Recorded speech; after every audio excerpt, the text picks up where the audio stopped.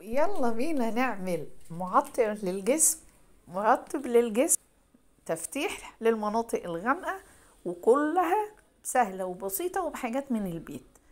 شوية حاجات كده حلوة قوي موجودة عندك في الدولاب، هتطلعيها هتستعمليها. يلا بينا نشوف. يلا بينا. عندك كريم شعر او عندك فازلين طبي حلو جميل جدا، عندك معلقة شابة كبيرة ومعلقة نشا كبيرة ومعلقة بيكربوناتو، والنشا والبيكربوناتو في البيت اساسي. الشابة هنقول هنشتري ب5 جنيه شابة، هتديكي كمية حلوة. ومعانا المسك بقى، يعني هي كلها مش هتتكلف الا حق قطعة المسك. حابة تزودي الكمية زودي ومفيش مشكلة. انا كنت عاملة قبل كده، بس انا حبيت اوريكم كمان بالحتة المسك اللي عندي كمان اللي باقية. يلا بينا. المسك ده كان جايلي من السعودية فريحته حلوة قوي الصراحة، ريحة المسك كمان حلوة جدا. حتى لو حطيتي المكعب في الدولاب لا هيديكي برضو ريحة حلوة ومعطرة للملابس. يلا بينا ندخل بقى على وصفتنا. ادي المسك بتاعي انا هبشره. حابة تبشري بالمبشرة تمام، بتقطعيه بالسكينة افضل، يعني علشان بس ريحة المسك شوية بتبقى ثابتة في الحاجة. انا حطيت هنا، ما كانش عندي الفازلين الطبي، كان خلص في الوصفة الاولانية، فانا استعملت المرة دي فازلين للشعر. يلا بينا بقى نشوف هنعمل ايه. في الوقت اللي انا بوريكم الحاجة، انا حاطة طاسة صغيرة على النار وفيها مية بتغلي. هنزل بالفازلين في المية، في حمام المية علشان يسيح. في الوقت ده بشرت المسك بتاعتي، قطعة المسك. طبعا ان حابة تزودي بتزودي، بس المقادير زي ما قلنا، البيكربونات والنشا الشابة كلها مقادير واحدة متساوية. هنا الفازلين ساح، هنزل بقى بقطع المسك المبشورة،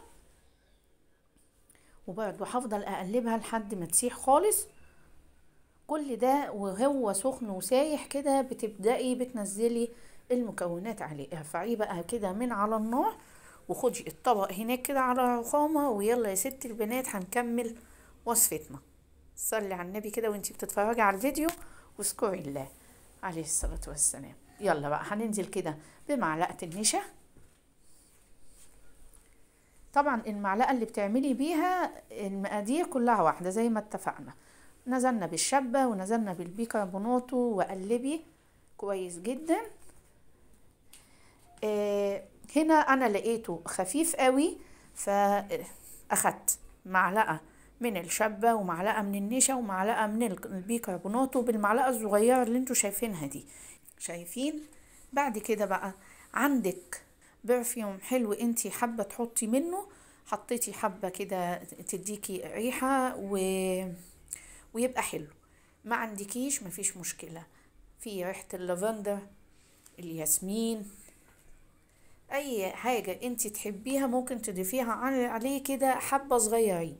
شايفين ملمسه ناعم ازاي؟ ولا ريحة ما اقولكمش بجد. اللهم صل على النبي، حلوة قوي. وطبعا بينفعنا قوي بقى في الصيف. في الصيف وريحة العرق بقى، لا حطي المرطب ده حلو قوي، وريحة المسك جميلة بجد. شايفين؟ انا بقى هنا نزلته في العلبة اللي عندي فاضية مكان الفازلين، وكان عندي علبة صغيرة من الفازلين اللي انا عاملاه قبل كده. شايفين ملمسه ناعم قوي وريحته جميلة جدا. شايفين الطراوة بتاعت الكريم. دي علبة الفازلين الصغيرة اللي كانت باقية عندي. شايفين طرية لحد دلوقتي ازاي؟ بصوا ملمسها. اتمنى ان الفيديو يعجبكم وينال رضاكم، واشوفكم على خير. سلام عليكم.